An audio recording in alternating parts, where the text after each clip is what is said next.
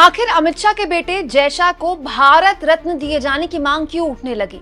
आखिर खुद बीजेपी के कट्टर सपोर्टर मोदी जी से मायूस क्यों होने लगे हैं? दोस्तों, कई बार राजनीतिक दल किसी फैसले को बड़े हल्के में ले लेते हैं। उनको लगता है अगर ये हो जाएगा तो क्या ही फर्क पड़ जाएगा, पूरा नैरेटिव, पूरा तंत्र तो हमारी जेब में ही है, हम जब चाहेंगे जो चाहेंगे नैरेटिव चेंज कर देंगे। बीजेपी को यही गलतफहमी हो गई है। दोस्तों, प्रधानमंत्री नरेंद्र मोदी ऑपरेशन सिंदूर पर आज भी, अभी भी अगर वो कोई रैली करते हैं तो उस पर वोट मांगते हैं, अभी भी वो कहीं जाते हैं तो ऑपरेशन सिंदूर की तारीफ करते हैं, जो कि उनको करनी चाहिए क्योंकि ये भारत के गौरव का ऑपरेशन था। लेकिन दोस्तों, इस पूरे अभियान को पलीता लगा दिया इस सरकार के एक फैसले की वजह से। दोस्तों, पाकिस्तान और भारत का एशिया कप में दोबारा मैच हुआ और ये मैच इंडिया जीत गया। तो जीतना ही था, पाकिस्तान की टीम की क्या ही औकात है इंडिया की टीम के आगे। लेकिन एक फोटो जिसने राजनीतिक दलों में जबरदस्त तरीके से हलचल पैदा कर दी है और जितने भी विपक्षी दल हैं इस फोटो को जबरदस्त तरीके से इसकी भत्सना कर रहे हैं, इसकी आलोचना कर रहे हैं और प्रधानमंत्री और उनकी सरकार को इस मामले में घसीट रहे हैं।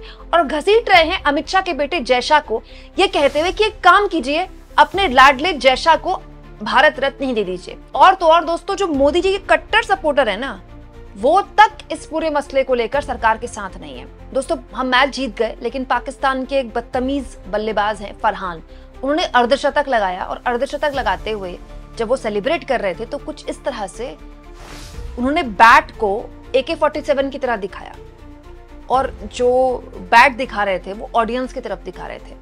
और इसको बहुत बुरी तरह से, मतलब आप कोई भी भारतीय देखेगा दोस्तों तो उनको ही बुरा लगेगा, क्योंकि ऑपरेशन सिंदूर हमारे देश की बेटियों, हमारे देश की महिलाओं के सम्मान के लिए था। दोस्तों, ये इसलिए था क्योंकि हमारे देश के 26 निर्दोष लोगों को धर्म पूछकर उनके कपड़े उतरवाए गए और उनको गोली मारी गई।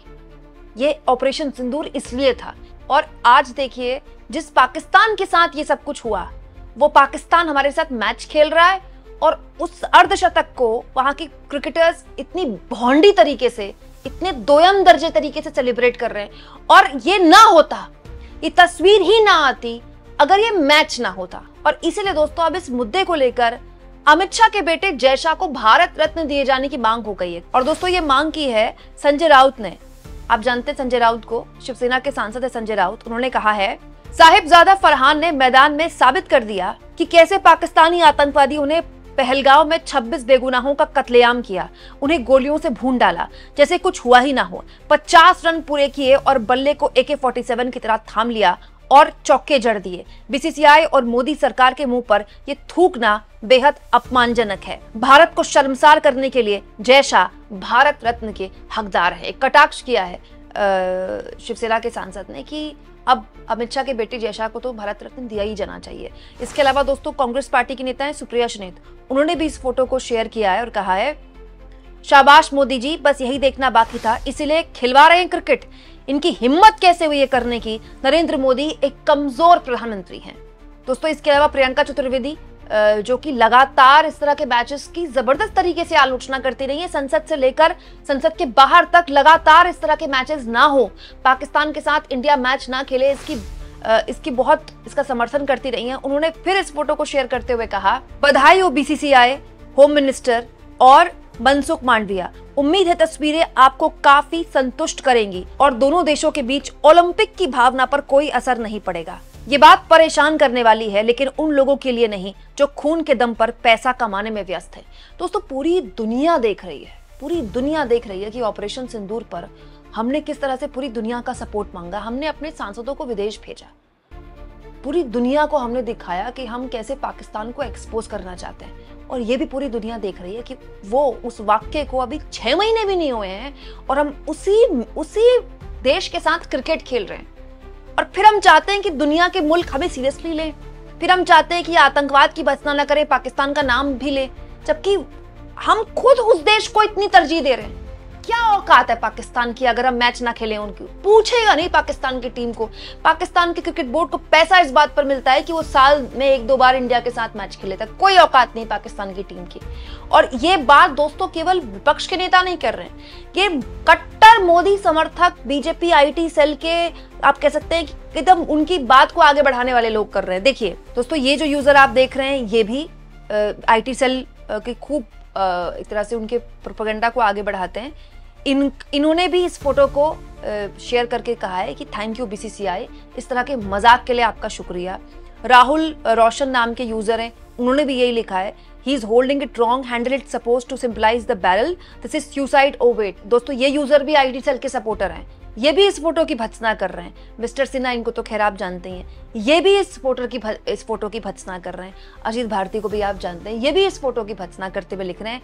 ग्राउंड से ये फोटो आई है जब आपके अपने कप्तान का यूज अपनी नीचता को ढकने के लिए हाथ न मिलाने या पहलगाम शब्द को मैच में प्रयोग करने के लिए किया, तो ये विजुअल तो आएंगे ही। मनसुख मांडविया और बीसीसीआई के दल्लों के साथ भारत सरकार का बहुत बहुत आभार।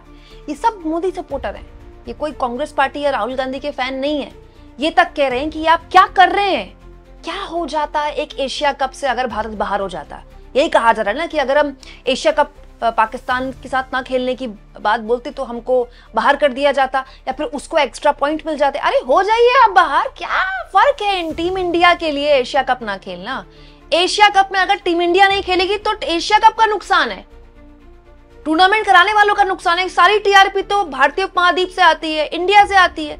एशिया में जो सबसे मजबूत टीम है वो इंडिया की तो टीम है। और सोचिए, अब मैं तो ये सोच रही हूँ दोस्तों कि ये सब चीजें जब होती है तो रगों में गर्म सिंदूर दौड़ता होगा, खून दौड़ता होगा कि पानी दौड़ता होगा। दोस्तों ये जो फोटो है, मतलब मुझे इतनी बुरी लग रही है देखने में।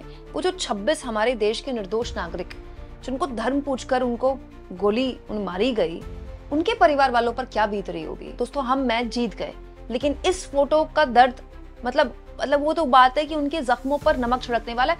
और पाकिस्तान की टीम तो करेगी ही है, वो तो है ही अनप्रोफेशनल, वो तो है ही दोयम दर्जे के लोग। वहां की तो सेना, वहां की तो क्रिकेटर सब सबके सब ऐसे ही हैं। आप उनको क्यों फुटेज दे रहे हैं, आप उनको मौका क्यों दे रहे हैं? फिर आप दुनिया भर में किस मुंह से चाहते हैं कि पाकिस्तान एक्सपोज हो जाएगा? यही वजह है दोस्तों कि इस पूरे मसले को लेकर न केवल जैशा को टारगेट किया जा रहा है, बल्कि बीसीसीआई के साथ साथ इस सरकार को भी टारगेट किया जा रहा है। अब पॉइंट ये है कि अब इस पूरे मसले को लेकर आप राहुल गांधी से इस्तीफा कैसे मांगेंगे? राहुल गांधी देश के पीएम तो है नहीं। देखिए बीजेपी आईटी सेल के मुखिया जो हैं, इस जीत के बाद कहते हैं, भारत ने पाकिस्तान को फिर धूल चटा दी। मजेदार बात यह है कि वही विपक्ष जो चिल्ला रहा था कि भारत को पाकिस्तान से नहीं खेलना चाहिए, मैच देखने के लिए पूरी तरह से तैयार बैठा रहा। यहां तक कि साहिबजादे फरहान के नाटकों का भी जयकारा लगा रहा था। ऐसा लग रहा है जैसे शाहिद अफरीदी ने राहुल गांधी को पहले से ही फुसफुसा दिया हो। कांग्रेस की तत्परता को और कुछ नहीं समझा जा सकता। मतलब इस फोटो को विपक्षी पार्टियों ने शेयर किया, इस फोटो की आलोचना की, तो इस पे भी बीजेपी आईटी सेल के मुखिया को दिक्कत है। मतलब बीजेपी आईटी सेल इसके लिए भी राहुल गांधी को जिम्मेदार बताता है। एक्चुअली कांग्रेस और राहुल गांधी को जो पंचिंग बैग की तरह इस्तेमाल करती है ना, बीजेपी उसको छोड़ देना चाहिए। ऐसा करके आप राहुल गांधी को बहुत मजबूत बना रहे हैं और अपने प्रधानमंत्री को आप बहुत कमजोर दिखा रहे हैं। मैच करवा रहे हैं आप, मैच खिलवा रहे हैं आप, मजबूरी का रोना रो रहे हैं आप, नियमों का रोना रो रहे हैं आप, और जिम्मेदार कौन है? राहुल गांधी। आप इस मुद्दे पर क्या सोचते हैं दोस्तों? जिस तरह से इस फोटो को लेकर न केवल विपक्षी नेताओं ने बल्कि खुद कट्टर बीजेपी सपोर्टर्स ने भी अपनी आपत्ति दर्ज कराई है, इसको आप किस तरह से लेते हैं? कमेंट बॉक्स में जरूर लिखें और जितना हो सके दोस्तों चैनल को शेयर भी करें और सब्सक्राइब भी।